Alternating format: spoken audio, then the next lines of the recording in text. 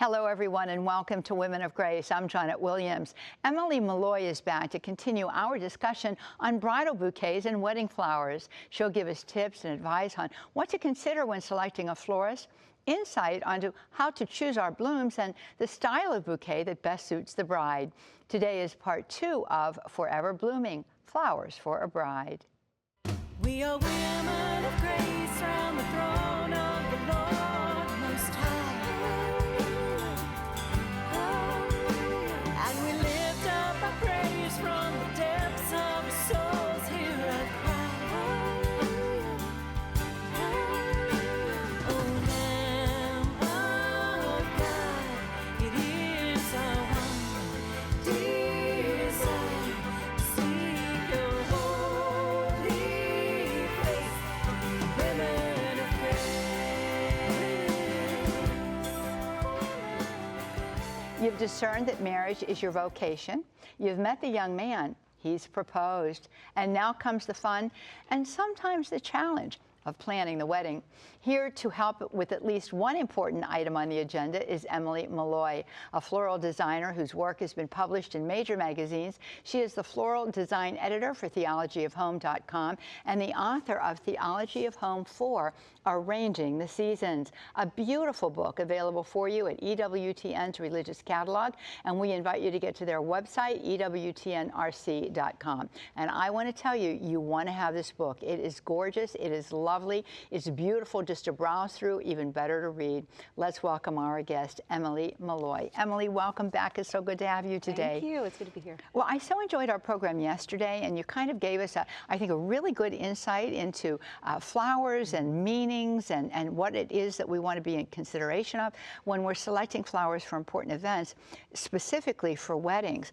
And today's exciting because our coffee table here, friends, is regaled with beautiful blooms that we're going to put together into a bouquet. Yes. And this bouquet is also going to substitute for something we would put into a vase as well. And you're going to show us how to arrange them. But I mentioned something in the open that I think is important.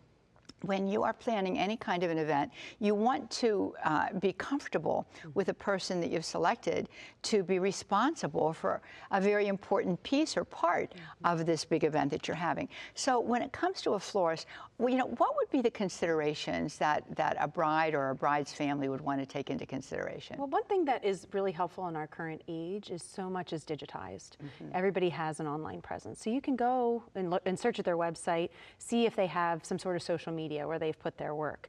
And then you can see whether or not that might be a good fit for you. And then sometimes you can get a gauge from their website, and then there's other references like the knot.com and those sorts of things that kind of scale the price point of certain florists, because some will price themselves in certain ranges and versus others. So those are all different considerations, but yeah. And I know oftentimes, online, especially like with FTD and businesses like that, there's standards, that you can say, well, I want this item number, I want this. But from a designer standpoint, is that inhibiting?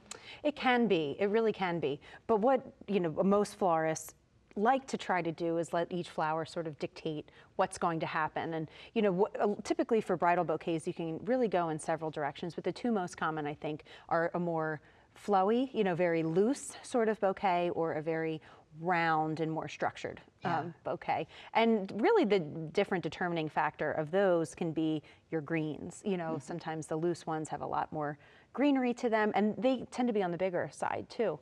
And as opposed to, it's not as fashionable to do the, cascading sort of bouquets anymore, so really those are the two main things to think of. You talk about fashion, and that was going to be my next question, actually, and I'm thinking back to yesterday's program, and we talked about how it is that certain things are stylish at certain periods of time and certain periods of history. So in your years as a florist, have you seen design shifts? You talk about the cascading. Have you seen other things? Well, the one thing that I did end up seeing a really big shift on were sort of the secondary things. So the tablecloths that they might have, or, so when I first got started, I don't know if you remember, chevron patterns really had a moment. So they were very big in centerpieces, or under the centerpiece, as a thing for the table. But that is really where I've seen most of the change. When I got started the looser bouquets became a lot more popular as opposed to the very Victorian, almost looking shape, spherical looking bouquets. And does that vary by age of bride? Is there sometimes No, you know, I've seen it kind of across the board where different ages, you know, kind of going for that looser, you know, more elegant. Well, I don't know if it's more elegant, but it's just, it's bigger. You know, it's an easier way to get a bigger bouquet. Yeah. Now, share with us, how should a bride carry her bouquet down the aisle? Typically at the belly length, you know, Yes. kind of down here. A lot of times you'll have some sort, if you have a coordinator, or a lot of times a parish will have, you know, a lady kind of helping you. They'll remind you, keep it down here so that they can see you. You know, it's tempting to kind of hold it high, but they want to see you. I guess that was my consideration for the big bouquets, because sometimes they're overwhelming for the bride. So I guess that it would be a good idea to take into consideration the stature of the woman that's carrying it. You don't want the flowers to look like they're eating you, you know? Right. Yeah, but most brides I found, you know, like one that can be kind of one-handed as opposed to the draping. And, you know, and that you kind of saw more, you know, when I was really little, you know, that big, you know, very branchy, you know, loose cascading bouquet. So they may come back, you know, and that'll be fun. Yeah.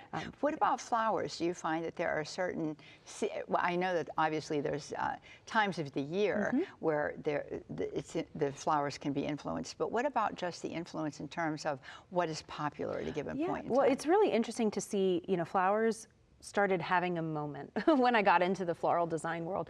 And now there's even television shows, right, about, you know, flower farmers and things like that. So people have more knowledge of flowers, so they like to have more than just roses, you know, and that's kind of the standard, I think, of days past. They'll want roses, but they might want other things incorporated. I noticed dahlias really started becoming very popular about 10 years ago, and people really would request dahlias. But those, again, are something a little bit more seasonal. But the trend that I see, it's very rare to have a bride that is more focused on seasonality, but more about the specific flowers that they want. And sometimes they can be hemmed in by that, but a lot of times, you know, in the end, you know, you can give something in season that mimics, you know, the shape of the flower that they really want. As a floral designer, do you have preferences? Are there certain flowers you like to work with, some that are a little bit more difficult? Yes, so I really love branchier things. I think you can have a lot of fun with the structure like that. I love very linear flowers too. So I mentioned yesterday that I love foxglove. So I love working with things like that. And more unique flowers, so hellebores are another favorite, or known as Lenten rose is another favorite flower of mine. I know that flower. Oh my gosh, yes, they're beautiful. And they're beautiful to include in bouquets, bridal bouquets. You had them out front here. I saw them and I was like, oh, maybe I'll snip them. We'll have to take a little walk out there and you'll have to point them out to me. Yeah, they're beautiful. So they tend to bloom about now, you know, when things aren't as awake yet in the garden, and they hide under, they're very low growing, and they hide under the leaves, but they're super delicate. They're really beautiful. Oh my goodness. Yes. Well, I can't wait to see them. We're going to go on a field trip, friends, after the program out front of the network. Share with me too, you know, a little bit about, you know, are there things that brides should be aware of? We talked yesterday about the fact that some flowers can wilt. Right. And you talked about ways to overcome that, that it's not necessarily a no to that particular flower. It can be overcome, but we should consider it. You shared a little story about your sister's bouquet that contained my favorite flower, which is the tulip. Yes. So one thing to be careful of, depending on your flowers, is whether or not they have pollen. A lot of times your florist is going to be diligent to remove any, you know, little hosts of pollen, because if that gets on your dress, it's going to stain. So that happened to my sister. She was, you know, we were doing photographs before the ceremony, and she had her bouquet touch her dress, and she had a little bit of pollen left over. So it was all hands on deck, you know, to remove the stain. But it is definitely something to keep in mind. But your florist should be on top of that. And and again, you know, worrying about the wilting and, you know, how the bouquet is going to do, your florist will guide, you know, if that's something that you're concerned. And sometimes you might say, I want X, Y, or Z, and they may say, well, as you know, that is beautiful, but, you know, maybe for the centerpiece as opposed to something in your bouquet. Well, and you need that kind of a guidance because you don't always know. Yesterday, too, when we began the program, we talked about the fact that the Victorian era introduced a new term, floralology, and that is really a selection of the blooms that you used based on what their connotation is, what their symbolism is, so that you're expressing something by way of that bouquet. Is that still something that's very popular, do you think? I don't think it has as much meaning as it did in that time. I think people just like the aesthetics more than anything else. But you do see a resurgence, I think, with Catholic flowers and Marian flowers as well. But I have found that brides aren't even Catholic brides aren't as specific. You know, they just would like something that looks pretty. Yeah. Well, I've had so much fun in the past just looking up what individual flowers symbolize and what they mean, and even selecting. I mean, I'm a very intentional person, so I just think that that's a beautiful idea. Like because what you're carrying and what you're using at your wedding is really depictive of you. You're making a statement about what not only your preferences are, but they can speak to the way in which you were created and the way in which you live that creation that you are, in your thought processes and things like that. Yeah, well, I mean, gosh, you can't really go wrong with flowers. They're so beautiful. I think, yes, it's one of those things, if I could go back and be so much more intentional with it, I think there is really something to it, because then it gives more meaning than just the superficial. And it kind of harkens back to that, okay, what are we preparing for? What are we thinking of? And every little part of the Mass has so much meaning and speaks so many volumes. And, you think of, what is it, the something blue and something old and something new. We have so much intentionality with that, with the wedding. Taking that route with flowers too is another fun way to go. Well, and I think it is beautiful, but as you say, every flower is beautiful. It reflects the majesty of God. I think that when he wanted to display who he is to us, that aspect of beauty being one of his main attributes, we see that in flowers. Even weeds are pretty. They are. Well, a weed is only a weed because somebody says it is. I know. I've always thought, well, dandelions get a bad rap. Well, they make great tea. They have a purpose, right? God had a purpose for all of these things. Very true. We're going to come back, and friends, when we do come back, guess what we're going to do? We are going to build a bouquet. Or I'm not going to do it. I'm going to watch, and Emily is going to teach us how to do it. Want to send you right away out to EWTN's religious catalog. EWTNRC.com is the website address. This is a beautiful book. I've been telling you about it today as well as yesterday. Theology of Home 4, Arranging the Seasons. It's written by our guest, Emily Malloy. The beautiful photography in there is also your art, and I'll tell you, it's going to give you so many beautiful ideas, but the text is also beautiful. So get on out there to EWTNRC.com, get your copy of Theology of Home 4. More to come on the other side of the break. It's the fun time. Stay with us.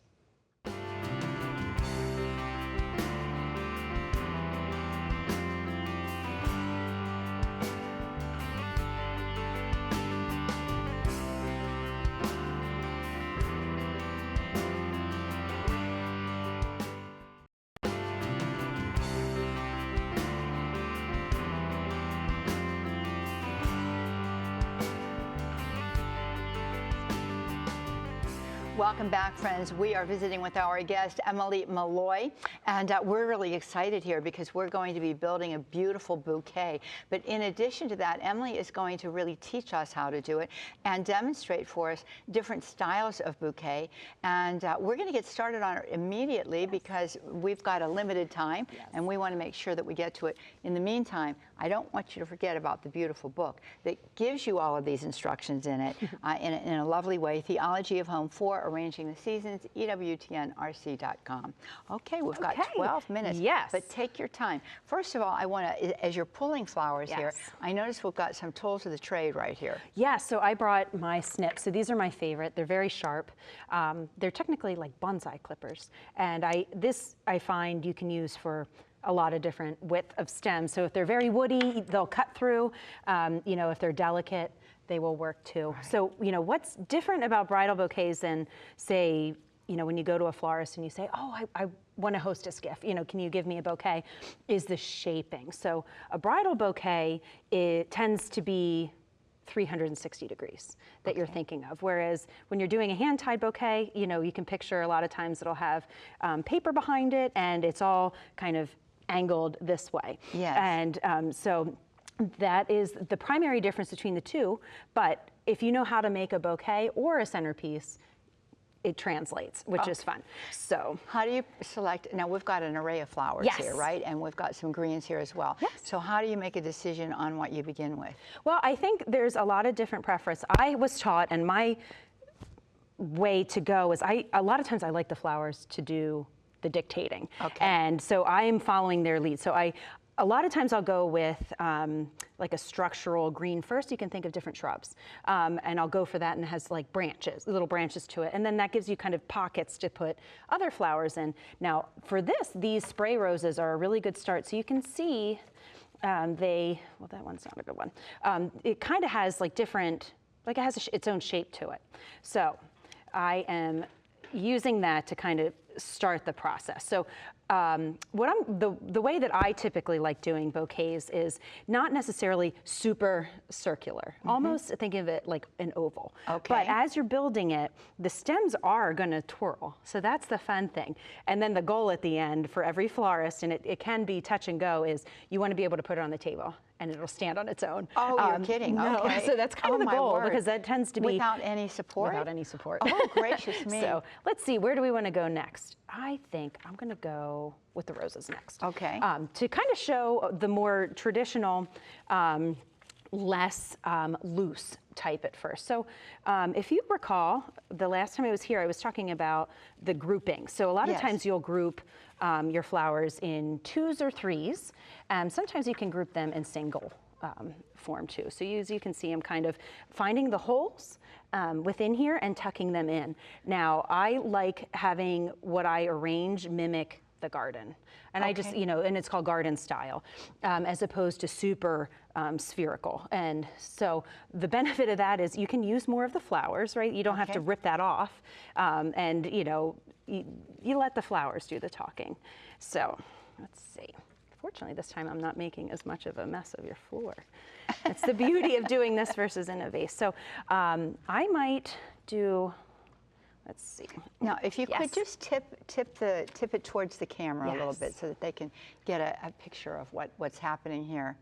Okay, that's So I'm very building nice. a shape. Okay, very good. So what I think I'm going to do next, I'm going to save, so the greens that I have here are eucalyptus, which are really beautiful, but they're going to be, in my book I talk about sort of the different ingredients to doing an arrangement. This type of eucalyptus, so there's all different types of varieties, but this kind I would kind of lump under like the airy. So it ends up being like a finishing piece, and will give a fun shape. So you're going to see, so this kind of looks like, similar to some bouquets you might see, right? You might tighten it up and put some leaves on the bottom, and you know that could be a bouquet. Yes. So that is one type, more of the, you know, the traditional. But what you'll see, it'll start changing once we add sort of these filler texture pieces. Now, what is this particular So this is called flower? status. So where you might see this growing is like the seaside. And we Oh. also kind of have it growing, so I live in Mississippi, and in like the pastures, you'll see it just growing. Now that's too low, so we're gonna pull that off and then pop that guy off. Now, you do have a farm, Yes. and you do grow hobby farm. A hobby farm. Yes. And you do grow a lot of your own flowers, don't I you? do, and it's been a learning curve. So originally I'm from Pennsylvania, and moving to a whole new growing zone, a whole new soil, it hasn't just translated. So I almost feel like I'm in like gardening kindergarten, starting over. Oh, that just cleaned off for me. And so it's just been really interesting, but you know what grows really well on my property? Are roses. So I've Really? tried all these other things, and I'm like, you know what? Our Lord just wants this to be a rose cottage of sorts. So I have just put all of my effort into making it very rosy, and it's been the joy. I mean, Now, all of the various kinds of roses grow Yes, there? yes. So like tea roses yes, and, oh my and the goodness. big David Austin, you know, sort of cabbage type roses, all of them start. And now I'm going to kind of bridge in. So what I love is, you can see now this color is going to start grounding it. Okay.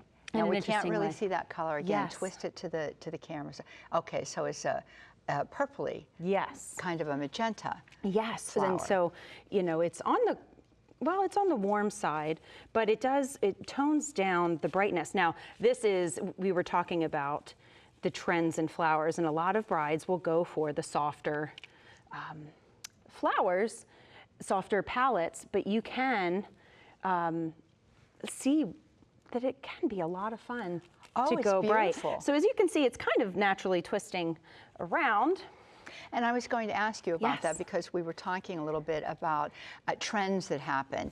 And I am seeing a lot more options with regard to the varieties of flowers as well as the hues of flowers, the colors of flowers that are Yes. being used. And I do think that that is fun. It is. It's so much fun. So as you can see, this is the That is shaping is a wonderful. little bit, different than the other one. And then we can kind of start playing around. And let me just Yes. tell everybody what I've noticed you're doing too. With this, what is this called again? Stace? Status. The status. With the status, they're all on a stem, but you're taking certain of the smaller Pieces. stems and weaving it in. Yes. Okay. I would never think to do that. See? Well, I wouldn't have either. That's the beauty of being taught. So then a lot of times what you end up doing is, I'm looking at it and I'm thinking, here's a hole, and it would be really nice, with the airy things, it's nice to bring it in, Oh, and my kind of tuck it in the middle there. Well, see, I love this. Do you know what it reminds? I mean, I wonder when God was creating the world, did He look down and say, "Oh, there's a little hole there. Let me fill this in." Oh, I my mean, gosh. It's beautiful the way in which we enter into the creativity of God through art. All Yes. kinds of art, floral Absolutely. arranging and paintings and We can even see weavings mathematics, and- right? Mathematics has its own Yeah. beauty and order to it. Oh, of course it does. Yeah. Well, I'm not very good at math, but I hear No, that but other people say that there's. Well, I think there is the applied mathematics, and Yes. there's those kinds of things, but there's also the ability to see symmetry. There's the ability to Right. see shape and form, all of which is really a bit of a mathematical Yes. enterprise in the end. Yes. Oh, So that's we're getting pretty. there. It's so pretty. It is fun. It is. It's a lot of fun. When you begin with all of these flowers that are laid out on a coffee table, and you're looking at them and you're thinking, what are we going to do with these to make them turn into something absolutely outrageous, and then you see it happening before your very eyes. Yes. It's an incredible So thing. then you can, go through and see, okay, do I want to make it wider? And that's where you can kind of go back. So that's why I held off making it a monster to start with. And then so you can see here, that's kind of an awkward hole. Yes, I see it. Maybe that's better Yes, there we to go. show like that. But then you fill in that hole, and that's the fun of sort of these looser bouquets too. I think you have a lot of wiggle room, Yes. And so, as far as something at home, you could do this and present it as a bridal or a hostess gift. You're Yes. not hemmed in. Now, the hostess gift, you would start lifting the back up so that you could, because the whole idea with the hostess gift is the paper is a part of the presentation, or the foil or whatever you're using around it. But yeah, and so another fun trick of the trade, because I think we're just about done. What do you think? Well, I think it's beautiful. I think, so this would probably be your more typical sized bridal bouquet. Now, we'll have some brides that want them Really huge. twice as big, so I guess for reference, quickly just, they'll. Oh, look how pretty that looks.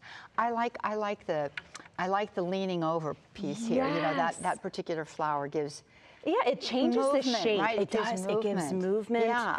So then you can kind of see the different ways then you expand. And I also like the fact that rather than round, it's spherical. Yes.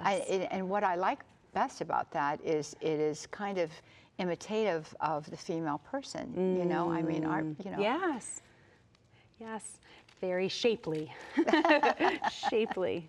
That is just lovely. And then you can Emily. go back and, and so there are steadfast rules of how to sort of form your structure, because you have to have the rules to know where to begin, but sometimes it's nice to learn the rules to kind of make it work for you. You know, and I Yes. think you could go to different people and they all have their own different style, their different you know, method of going about it. I have found that this is the easiest way. You know, you find your things that have a structure to it that are going to dictate what you're going to do and when. So, you know, now you can see how that just made it even bigger, you know? And then we still have even more fun to go with. And then you can just keep building and doing.